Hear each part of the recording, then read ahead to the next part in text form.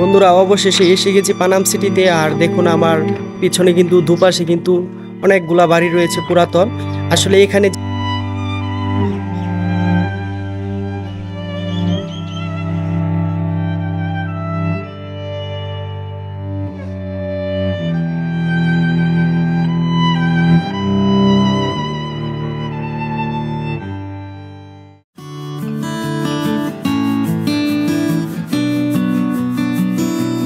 সকাল ৯টায় নরসিংদী জেলা থেকে রওনা দিয়ে জ্যাম আর রাস্তার অসহনীয় অবস্থার কারণে নারায়ণগঞ্জের মোগরাপাড়া বাস স্ট্যান্ডে আসতে বেজে গেল দুপুর ১:৩০।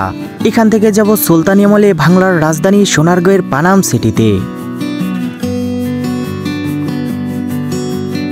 ঢাকা থেকে পানাম সিটির দূরত্ব মাত্র ৩০ কিলোমিটার। যারা ঢাকা থেকে আসবেন ধোয়েল বোরাক কিংবা স্বদেশ পরিবহনে করে ৪০ থেকে ৫০ টাকা ভাড়ায় খুব সহজেই এখানে আসতে পারবেন। ওই সামনের বামপাশের সিএনজি অটো স্ট্যান্ড থেকেই একটি শেয়ারিং অটোতে করে যাব পানাম সিটিতে। মোগরাপাড়া থেকে পানাম সিটিতে যাওয়ার জন্য জনপ্রতি ভাড়া গুনতে হবে ২০ টাকা।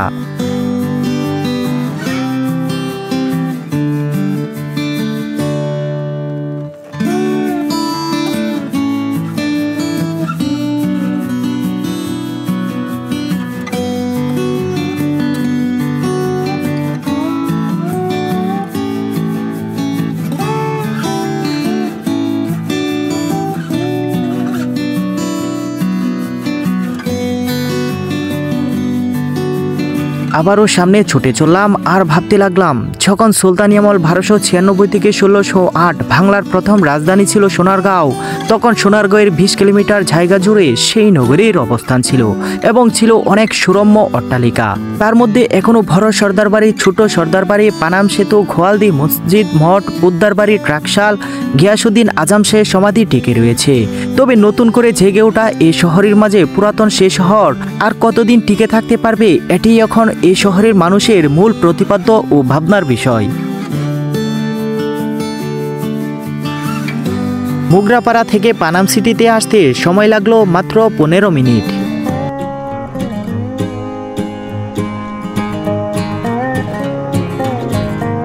রিক্সা থেকে নেমে রাস্তায় দাঁড়িয়ে দেখতে পেলাম ইট সুরকি দিয়ে তৈরি পানাম সিটির বহু বছরের পুরাতন ভবনগুলো। কত শত বছরের পুরনো ভবনগুলো যেন তার অস্তিত্বের রূপকথার জানান দেয় এখানে আসা পর্যটকদের মনে দূর থেকেই।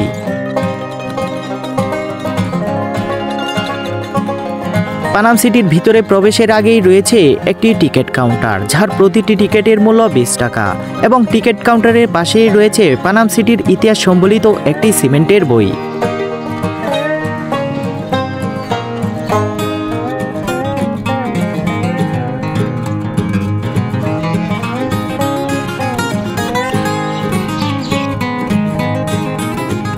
কি সুন্দর সুরম্য অট্টালিকার ছড়াছড়ি। যারা কারিগরি টাকা খরচ করে এই অট্টালিকা তৈরি করেছিলেন, তারা কি কখনো জানতেন তাদের অট্টালিকাগুলো জনশূন্য হয়ে এভাবে পড়ে থাকবে ইতিহাসের বিষয়বস্তু হয়ে?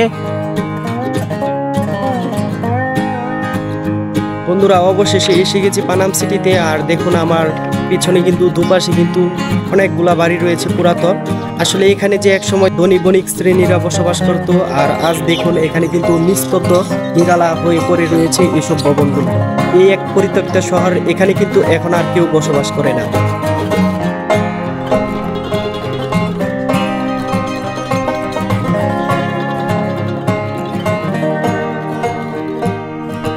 বন্ধুরা এবার আপনাদেরকে পানাম নগরী গড়ে ওঠার ইতিহাস জানিয়ে দেই।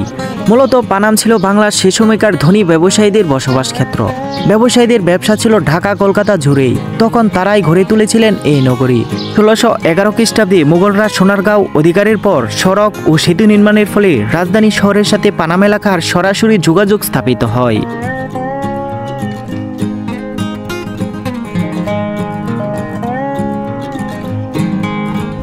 বাংলার ভারবয়াদের প্রধান ইশাখার পদচারণা ছিল এই নগরীতে।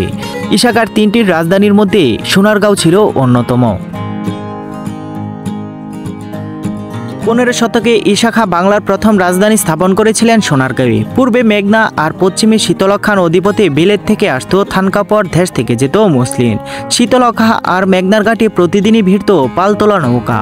প্রায় ওই সময় ইস্ট ইন্ডিয়া কোম্পানির বাণিজ্যিক কার্যক্রম ও চিরস্থায়ী বন্দোবস্তার ফলে ইউরোপীয় অনুপ্রেরণায় নতুন ঔপনিবেশিক স্থাপত্য রীতিতে গড়ে ওঠে এই পানাম নগরী।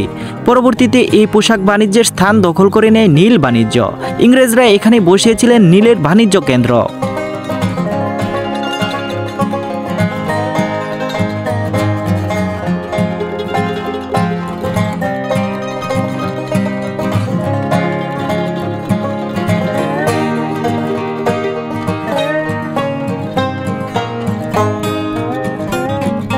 বন্ধুরা, আপনারা সামনে যে রাস্তাটি দেখতে পাচ্ছেন এটি হচ্ছে পানাম সিটির একমাত্র রাস্তা। আর এর দুধারেই কিন্তু পানাম সিটির যে ভবনগুলো ছিল সেইগুলো রয়েছে।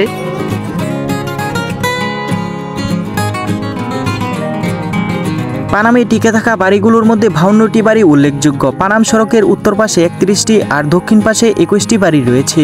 বাড়িগুলোর অধিকাংশই আয়তাকার, উত্তর দক্ষিণে বিস্তৃত, উচ্চতা 1 তলা থেকে 3 তলা বিশিষ্ট। বাড়িগুলোর স্থাপত্য উপনিবেশিকতা ছাড়াও মুঘল, গ্রিক এবং গান্ধারা স্থাপত্যশৈলীর সাথে স্থানীয় কারিগরদের শিল্প কৌশলতার অপূর্ব সংমিশ্রণ দেখা যায়।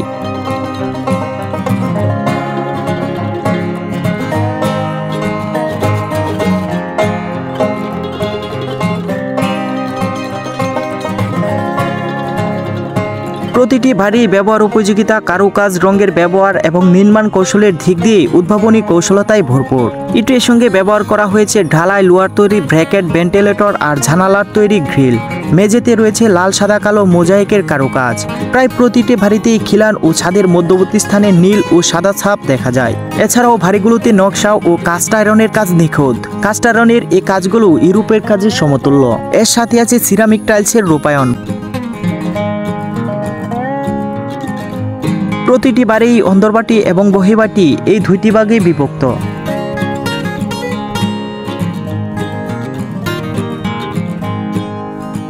বন্ধুরা, আমি যে এখন দাঁড়িয়ে আছি এটি হচ্ছে পানাম সিটির পুকুরের পার। একটি পুকুরের পার আপনারা যদি দেখেন, এখন কিন্তু এই পুকুরটিতে পানি নেই।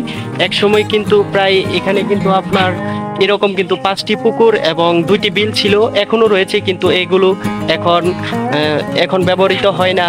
আর এই নগরী যাতে জলাবদ্ধতা না হয়, পানি জমি না থাকে বৃষ্টি হলে, সেজন্যই কিন্তু এই পুকুরগুলো এবং 2টি বিল খনন করা হয়েছিল।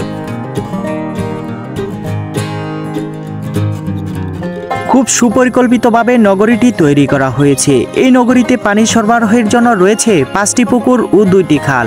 নগরীটি যেন সবসময় জলাবদ্ধতা মুক্ত থাকে, তাই এর ভূমিগুলো খাল বা পুকুরের দিকে ঢালু রাখা হয়েছে।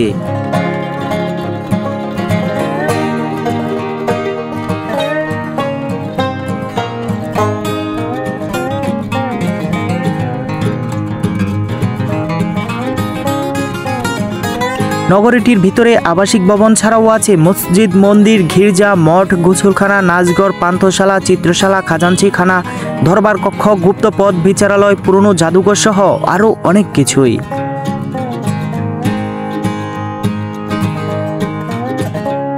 যে ভবনটিতে দাঁড়িয়ে আছি এটি হচ্ছে ছোট্ট একটি ভবন।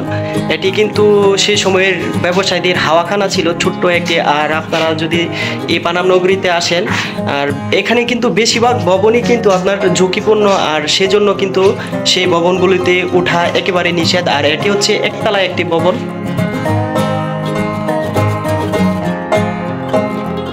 পানাম নগরের উত্থানের ইতিহাস তো জানলেন, এবার চলুন পানাম নগরের ধ্বংসের ইতিহাস জেনে নেই। ব্রিটিশরা বাংলার নিয়ন্ত্রণ নেওয়ার পর থেকে এখানকার সম্রাট মুসলিমরা ব্রিটিশদের সঙ্গে অসহযোগিতা করায় ব্রিটিশরা এখানকার বাসিন্দাদের প্রভাব প্রতিপত্তি কমানোর উদ্যোগ নেয়। একই সঙ্গে তারা এখানে উচ্চবর্ণের হিন্দুদের শুধুমাত্র যারা ব্রিটিশদের সঙ্গে সহায়তা করে তাদের পুনর্বাসন শুরু করেন। ফলে এখানে ক্রমেই হিন্দু ব্যবসায়ীদের অবস্থান তৈরি হয়। একই সঙ্গে অতীত বসবাসকারী অনেক ব্যবসায়ীরা যারা ব্রিটিশদের সঙ্গে সহায়তা করেননি তারা ক্রমে এই এলাকা ছেড়ে চলে যেতে বাধ্য হয়। ফলে পানাম নগরের বিস্তীর্ণ এলাকা ক্ষতিগ্রস্ত হয়, ভেঙে ফেলা হয় অনেক বাড়িঘর। এভাবে পানাম নগরের বিস্তীর্ণ এলাকা ধ্বংস হয়ে যায়। বর্তমানে পানামনগরের রাস্তার দুধারে পুরনো যেসব ভবন দেখা যায় তা মূলত ব্রিটিশদের সহায়তায় গড়ে ওঠা 19-20 এবং 20 শতাব্দীর হিন্দু উচ্চবর্ণ ব্যবসায়ীদের তৈরি করা ভবন। ব্রিটিশরা চলে যাওয়ার পর থেকে এসব ব্যবসায়ীদের প্রতিপত্তিও হ্রাস পায়, ফলে ভবনগুলো ক্রমে পরিত্যক্ত হয়ে থাকে।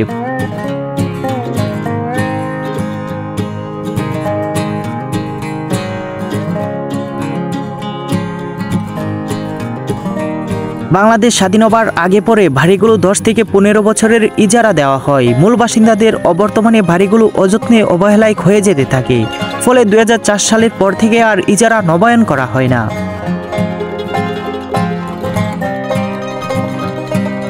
2006 সালে ওয়ার্ল্ড মনুমেন্ট ফান্ডের তৈরি বিশ্বের ধ্বংসপ্রায় 100টি ঐতিহাসিক স্থাপনার তালিকায় পানামনগর স্থান পায়।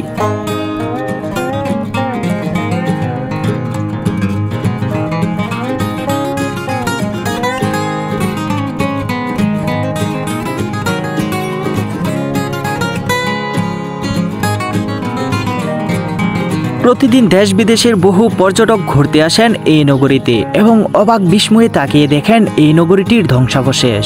সৃষ্টিকর্তা যে যুগে যুগে বহু জাতি ও নগরীকে ধ্বংস করে নতুন করে নগরীর উত্থান করেন তারই অনন্ত নজির দেখতে পাবেন এখানে এলে।